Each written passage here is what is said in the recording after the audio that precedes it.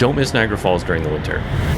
Here's a bunch of things to do in the cold, including where to stay, what to eat, and some tips to make life a little easier during these frosty months. Plus, I've got some awesome hidden gems to add to the mix. If you have suggestions or tips that I miss, please leave a comment below. We arrived in Niagara Falls just after lunch and made our first stop at the Niagara Falls History Museum. What better time of year to check it out than a freezing winter day?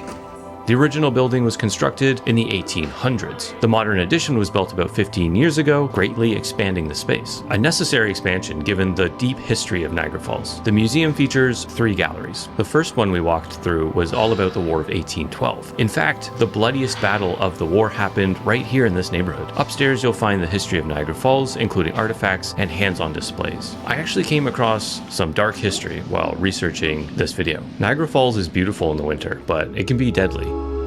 Up until 1912, tourists who visited Niagara Falls when it was frozen over could actually walk out onto the natural ice bridges that form at the bottom of the falls. On February 4th of that year, some tourists from Toronto and Cleveland were out on the ice when it broke apart. The Toronto couple disappeared in the icy waters and were never seen again. A young guy from Cleveland also died trying to rescue them. Another story is about the Honeymoon Bridge. During a particularly cold winter in January 1938, a powerful windstorm pushed huge amounts of ice from Lake Erie down the Niagara River. The ice flow pushed the ice over the falls and down the river towards the Honeymoon Bridge. The weight of the ice was so immense that it caused the Honeymoon Bridge to collapse. Engineers learned from this and built a stronger bridge 500 feet further north called the Rainbow Bridge.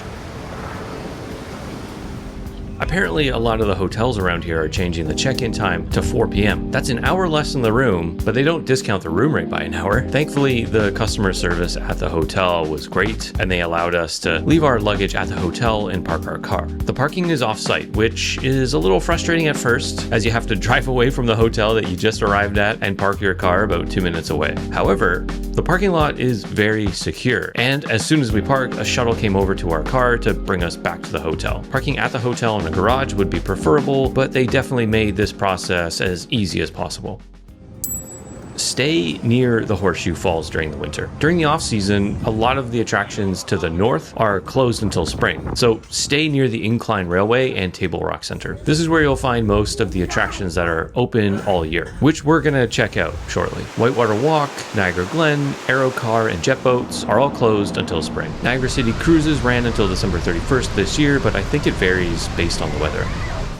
Buy a Wonder Pass. This will give you access to Journey Behind the Falls, Niagara Takes Flight, Niagara Park's Power Station, Butterfly Conservatory, and 2 days unlimited rides on the Incline Railway and the WeGo bus network. You'll save about 50%. The pass pays for itself after visiting 2 attractions and like 1 ride on the Incline. Our plan was to head straight to the newest attraction called Niagara Takes Flight. What I didn't realize or didn't remember from the last time I bought one of these Niagara Parks passes is that you have to activate it. The attendant at the Incline Railway informed me of this. We were headed to the Table Rock Center anyway, so we went to the Niagara Parks customer service desk and activated our passes. Another thing I didn't know or didn't remember is they actually give you time slots when it's busy. They told me Niagara Takes Flight was fully booked for today, so I asked for 10 a.m. the next day. And they also booked us time slots for Journey and the Power Station as well. But now I was concerned that we had to stick to a strict schedule. But as you'll see, it's not an issue. Don't forget your gloves or you'll be spending $20 at the gift shop.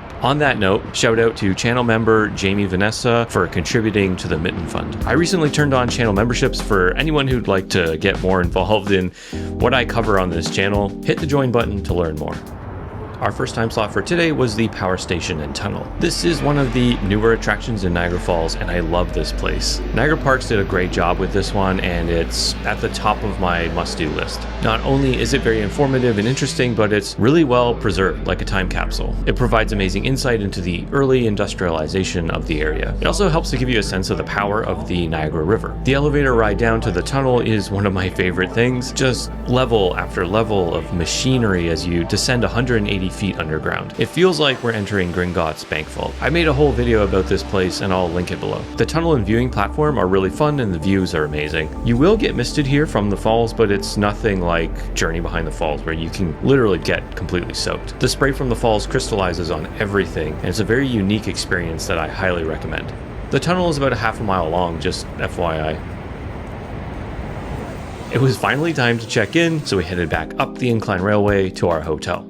I mentioned that it was a good idea to stay near the Horseshoe Falls, and the Tower Hotel is a great option. It's one of the closest to the incline railway, which makes life a little easier, especially when visiting with kids. This hotel is a unique and iconic property that has been a defining characteristic of the skyline since the 1960s. In fact, at one time, it was the Niagara Falls skyline. This property stood alone here for years and was one of the tallest buildings in Canada, which is crazy to think about because it's really not that tall. It was an icon of Niagara Falls. It's played a major role in the history of Niagara Falls tourism and Hollywood cinema, from guest appearances in movies to hosting Walt Disney, but in recent decades, its star seems to have faded as other towers sprung up around it. Furthermore, it was looking pretty dated and definitely didn't draw the attention like it used to, but it just underwent a big renovation. I recently reviewed the Brock Hotel, another iconic Niagara Falls property. Unfortunately, that hotel and its renovation was a bit of a letdown. What should be Niagara's premier hotel property falls short of its potential, even after the renovation and fanfare. Is the Tower Hotel destined for the same fate? Well, I'm working on a review video for this hotel too, so we'll see how it shakes out. I have a lot of interesting things to share about this hotel's history and the current guest experience.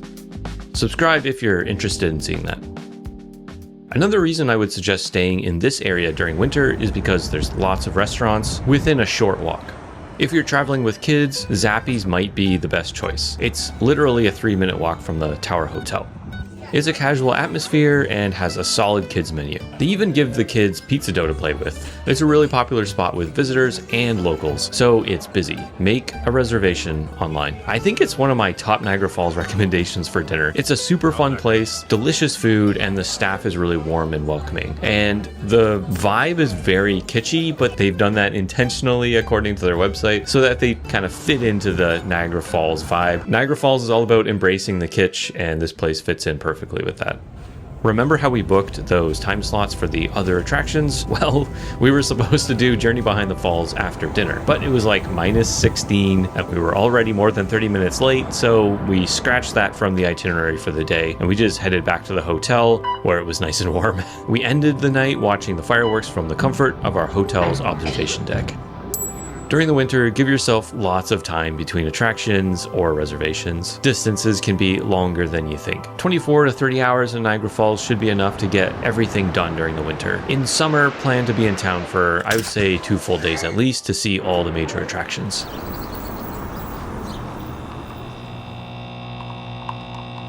The next morning, we headed down a couple floors to the iHop in the hotel. This probably has one of the best views of any iHop around. We got a table overlooking the falls and enjoyed a pricey breakfast. When we checked into the hotel, we got a bunch of coupons for nearby restaurants, including $20 off at iHop, so that definitely makes the price more in line with what you'd expect. If you're looking for a really unique breakfast spot and literally half the price, check out the Flying Saucer restaurant on Lundy's Lane. This place is definitely not walking distance and requires a car. Maybe it's a good spot to stop on the way in or out of town. Or head here for breakfast and then check out the History Museum just a little further down the road. But this is an awesome diner with probably the most unique and awesome theming of any restaurant around Niagara Falls. The parking is free, the food is affordable and delicious, and it's just a really fun spot. After breakfast, we headed back to the incline railway to do the attraction we were most excited for, Niagara Takes Flight. If you're a fan of Disney rides, then you're gonna like hearing this. Rick Rothschild spent 30 years as a Disney Imagineer and developed 25 separate attractions at Disney parks, including Epcot's Soarin' Around the World, which basically is the blueprint for Niagara Takes Flight.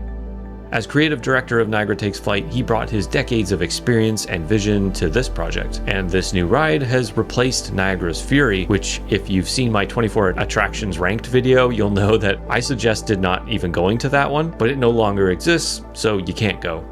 Like the Niagara Power Station and Tunnel, this ride is a big step in the right direction for Niagara Parks. This ride is a must-do attraction for sure. It has an excellent pre-show experience which touches on First Nations and early industrial and tourism history. It definitely benefits from Disney Imagineering experience as it features multiple pre-show rooms, moving guests through the queue and providing a show experience while you wait. The main event is a massive simulator, but don't worry, the movements are minimal and very smooth. All right, everyone, we're underway. Welcome the Niagara takes flight.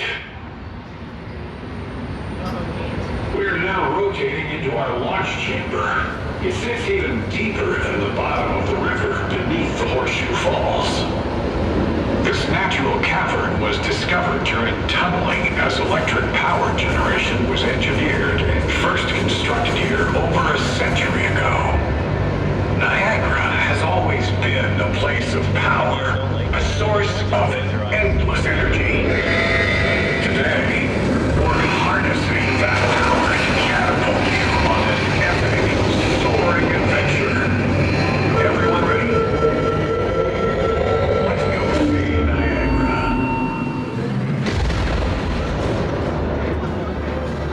I personally tend to get a little queasy on simulators, and this one was totally fine. The screen is 55 feet tall and domed, so it feels very immersive. And it includes wind and mist to sell the effect that you're actually flying over Niagara. I think the original premise was that for like the Soarin' California and Soarin' Around the World rides, the premise was that you were like in a hang glider. So that's the sensation that you get. Not that you're in a plane, but more that you're like kind of like gliding with the wind.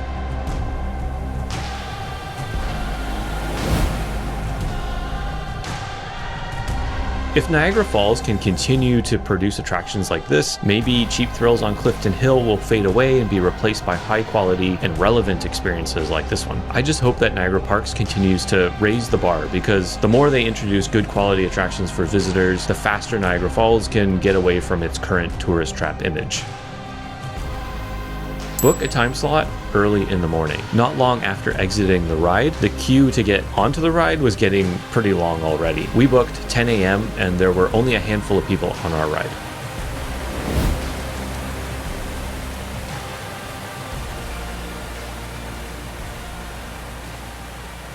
Our next stop was also right here in the Table Rock Center, and it's the classic Journey Behind the Falls. We had missed our time slot the night before, so I was curious to see if we'd have any issue getting in, and we had no problem. I guess it's only an issue if they're really busy, in which case you can probably just rebook it at the Niagara Parks counter. I think the time slots are just meant to sort of spread people out and manage crowds. Totally frozen, Grace. This is a must-do winter experience in Niagara Falls. I mean, it's a must-do really anytime, but in the winter, you'll get to experience the incredible ice sculptures made by the flowing water and mist.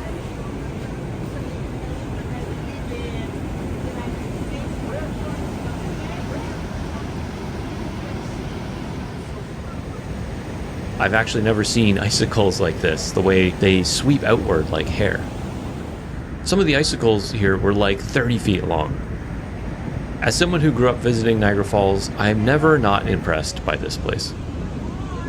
And a visit during the winter is something most people never get to experience.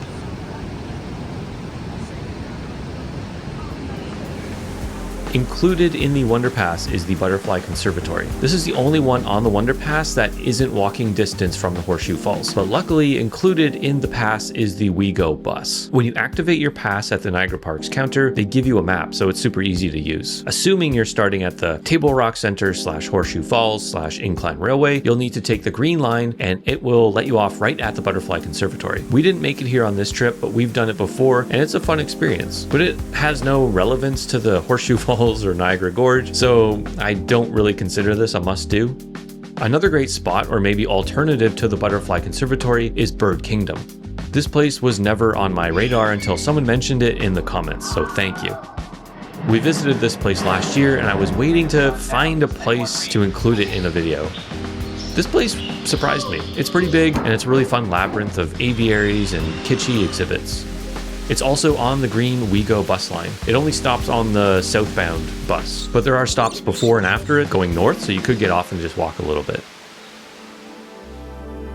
People used to risk their lives for a little excitement at Niagara Falls. Today, it's a much safer place, and there's lots of fun things to do. Great places to eat, and some convenient accommodations just steps from the falls. If you plan to visit during the winter, I hope you found this video helpful. I'm Mark, and I make videos about places and experiences here in Canada. If you made it this far, consider subscribing for more videos like this. Thanks for watching. See ya.